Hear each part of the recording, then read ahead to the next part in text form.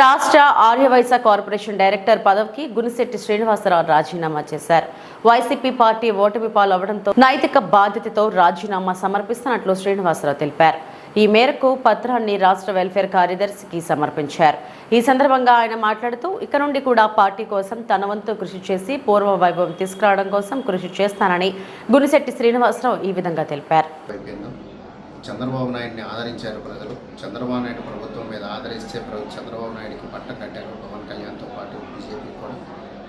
దానికి ప్రజలు ఏదైతే ఓటమి తీర్పిచ్చారో, జగన్మోహన్ రెడ్డి గారు ఏదైతే వైశ్య కార్పొరేషన్లో నన్ను ఒక డైరెక్టర్గా నియమించారో, నేను కూడా దానికి నైతిక బాధ్యతగా వహించి ప్రజల తీర్పునే మన శిరహ వహించాలని చెప్పి నేను ఈరోజు ఈ వైశ్య కార్పొరేషన్ డైరెక్టర్గా రాజీనామా చేస్తూ ఈ వెల్ఫేర్ సొసైటీ ప్రిన్సిపల్ సెక్రటరీ గారికి దీన్ని అందజేస్తూ ఇప్పుడే పంపిస్తున్నాను. ఫ్యాక్స్ కూడా నేను సభాముఖంగా అందరికీ కూడా నేను తెలియజేస్తూ రాజీనామాను